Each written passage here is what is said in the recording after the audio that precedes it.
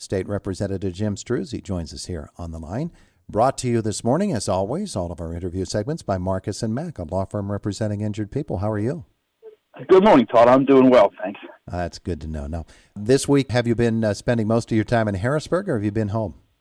We're still in Harrisburg.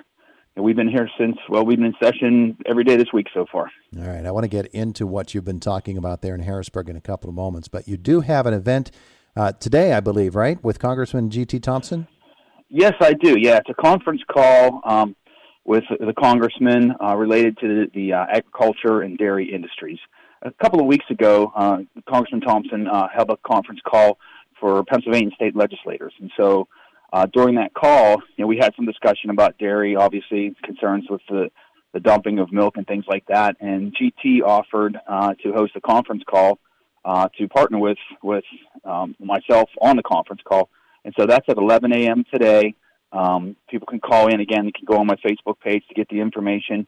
Unfortunately, we weren't supposed to be in session today in Harrisburg, but we added that late yesterday. So I'm going to have to kick the call off and then turn it over to GT because we are in session at 11 a.m. as well this morning. How about that? All right. So if that is the case, that must mean you've got some pretty important discussions today. Well, it's been a very busy week. We passed a lot of good bills this week, and we can get into those in a little bit. But the focus of today really is to implement some sort of a plan for testing. We really need to get to the end goal here, and that's to get everybody back to work, everybody back to normal. But we want people to feel safe and to feel confident that when they do go back to work, when they do go back to business establishments, that they are protected and they are safe. And right now, there really isn't a plan for testing. Where is the benchmark? At what point do we say, enough people have been tested that it truly is safe so that people feel confident without having to wear protective equipment and all those sorts of things that we've been doing for the past 2 months.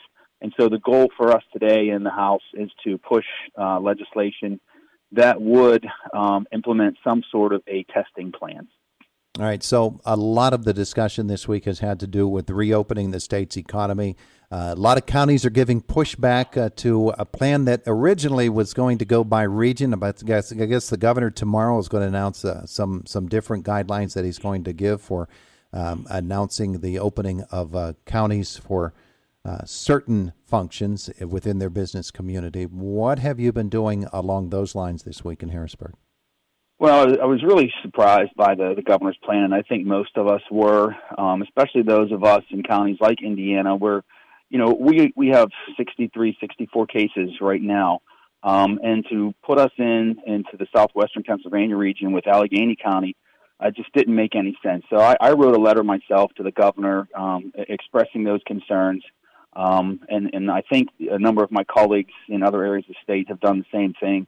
And so that seems to be the pattern now. The governor puts something out there, and we, express the voice of our constituents, the voice of our concerns, and then he, rethinks his strategy. So I'm glad to see that they're taking a different approach because it really wouldn't be fair to the residents of Indiana County to fall under the same category as a county like Allegheny County, at least is related to this COVID crisis. Because I think that, clearly we have probably, if you're going to go about the red, yellow, and green, I don't think we've ever left the yellow stage. So I think it makes more sense for us to be on a county-by-county basis when it comes to reopening. Do you as a legislator get a response from the governor's office when you send him letters or email him or text him or somehow contact him? It depends, Todd. Okay. On something like that, we probably won't get a response. It's more, here's our feedback, here's our input. Now, we have, been working throughout this entire crisis, trying to explain, the business waivers to our local businesses. And so we have reached out to some people on the governor's staff. And, sometimes they'll get back to us, sometimes they won't. But they have been helping us get through this. So there has been some communication with the governor's staff. When it comes to letters and things like that, we don't get too many responses. But again, it's just our input and our feedback that we're providing to them. there has been some communication, yes. The great mystery has been what criteria are used for determining this business is vital or essential, this business can be open, this business cannot, and that has been really frustrating for everybody, but especially, I would guess, in the General Assembly. That has been the most frustrating thing through this entire process is the lack of transparency, the lack of any common sense when it came to the waiver process about what business could be open and what business couldn't. And you see that, especially in Indiana County where, our small businesses are the ones really struggling, and yet the big corporate stores were allowed to remain open. And I appreciate that too. I'm glad that those people can continue to work, and we do need those services as well. But when you have two different businesses selling the same thing, and one's allowed to open and one is not, where is the common sense? Where is the transparency? And we have asked repeatedly to the governor's administration to give us some understanding of how this waiver process works. Let us see why you're making or how you're making these decisions, and that information has not been forthcoming. So that's really been frustrating from the beginning for all of us. We're on the line with State Representative Jim Struzzi this morning. You mentioned that you've done a lot in Harrisburg this week in terms of getting legislation through the General Assembly. What are some of the things you've been working on? Well, as you know, we moved Senate Bill 613 that everybody was, sort of rallying around. We amended it in the House to, hopefully allow businesses that could follow the CDC guidelines to open. The governor vetoed that, last Monday. And so we have been pushing other bills to try and allow, different business sectors to reopen. So, for example, this week we approved a bill to allow real estate activities to resume. Last week we did construction activities. Yesterday we worked on garden centers. We worked on pet groomers. So things like that. And we're going to continue to do that. We're going to continue to express the voice of the people that we represent. And what seems to be the pattern, Todd, is when we push that legislation through the House and the Senate, the governor then begins to open more things up. Because I think, we are truly expressing what people are telling us. I think he's seeing that, people want to get back to work. And if people can get back to work and they can do it safely, they can practice the right CDC protocols, then we should be letting them do that.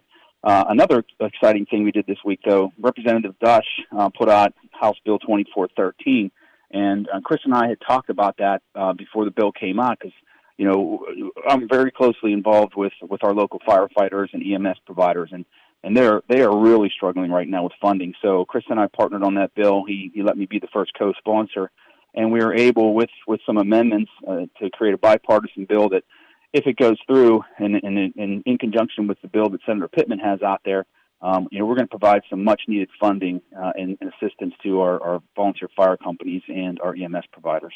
So many people are struggling right now, so many industries as a whole, let alone individual businesses. We're hearing that we might be losing some hospitals out of this. Hope that ours isn't on that list, but that has to be concerning when medical facilities close in the midst of a medical crisis. Well, I think the other side of it is, they stopped allowing elective procedures and other activities that hospitals do. So while the focus, everyone's focus is on COVID, a lot of other things are not happening that really are the backbone of the budgets for a lot of these hospitals. So we really have to get those activities back online as well.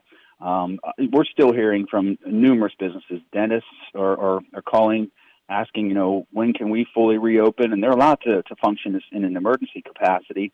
And we still continue to hear numerous complaints about the unemployment compensation system. So there's a lot of things that are broken out there still, and we continue to push the administration to try and fix these things. And I really think, Todd, when you look at the big picture, there's going to be a lot of opportunities for us to, learn from what's happening through this crisis and make sure that in the future, these things that are broken now are fixed so this never happens again. There have been some real constitutional concerns as well as to who might be overstepping their boundaries a little bit, and particularly from the administration standpoint. In the future, as you finally get back to doing normal business, is there any sort of conversation in the hallways in Harrisburg that says we have to be sure that all three branches of our government are balanced correctly, because right now it seems out of balance? Yeah, there certainly are those conversations.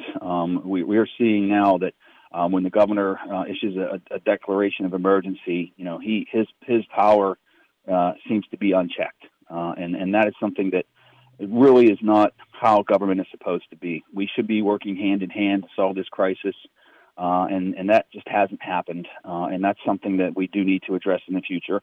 I understand, this is something that in this historical time has never happened before like this. The governor is trying to do the best that he can, but we're here to be his partners. We're here, to work with him. And when it comes to allocating resources and all that stuff has to go through the legislature, and it hasn't really happened that way. And so, we hope that everyone learns from this, that things are improved so that when something like this happens again, we are better prepared for it, that there is a better balance of power and certainly more common sense in how decisions are made. Talking with State Representative Jim Struzzi this morning. So you're in Harrisburg today. You've got that very important event coming up later this morning with G.T. Thompson. You're just going to be a part of it because you got to get right back into session. Where do you see it going in the next week? What will the legislature be up to? We're going to continue to push for different businesses to reopen. We're going to continue to push for a better plan for testing. As I mentioned, we're doing that today. We still have to continue to move forward with everything else that's happening around the state. I'm going to push my Jimmy Stewart resolutions through because, Jimmy's birthday is coming up, and I want to create Jimmy Stewart Day. I think at a time like this, someone like Jimmy Stewart is a role model that we can all follow when it comes to integrity and being a good citizen of this state and country. So the normal business has to begin to come back into place as well, and I think we're going to start seeing more of that happen next week. We're back on Monday again in session, so a number of bills that we have out there, we're going to start pushing those through as is needed because we still have to function as a society. I cannot imagine what a budget discussion is going to be like. This is going to be unprecedented, isn't it? It is. We're looking at some significant funding shortfalls, to say the least, but we do have to have a budget. If you don't have a budget, Todd, then spending goes unchecked, and we can't allow that to happen. We're going to have to figure out where we are. I know we're going to start those discussions here in the next week or two in earnest, and leadership has been working on it as well. But we have to have a budget, whether that's a bare bones budget to get us through the next 6 months or, a full budget. I don't foresee that being the case right now because there is so many funding shortfalls, but we do have to have some sort of a spending plan in place because otherwise spending goes unchecked. Yeah, and for weeks and weeks and weeks now, the budget work, that behind-the-scenes building of it, hasn't been taking place. You don't have a structure yet, do you? Well, we have the governor's budget, and we have the budget from last year, and typically we try to mesh the two and keep it in balance. I think that new spending will have to be put on hold, but we do have to fund those essential services that people need, and particularly in a time like this where the systems are so strained. So we're going to have to take a fresh look at how some of these things are funded, at what levels, but we definitely have to move forward on some sort of a spending plan prior to June 30th. We don't want what they're doing in some other states. We hear the mayor of the city of Nashville is asking for a 37% property tax increase because he doesn't want to cut the spending that he's had on his agenda, and he has no other way to get money. No. We are not going to allow that to happen here in Pennsylvania. The last thing we want to do right now when our residents and our citizens are struggling to put food on the table is raise taxes. I do not see that happening here in Pennsylvania, at least not on our side of the shop. All right. Well, you get back to work. You've got a lot to do in Harrisburg, and we'll continue to wish for success for everybody in state government to make things turn around. Thanks, Jim. Thanks, Todd. I appreciate that. Thanks.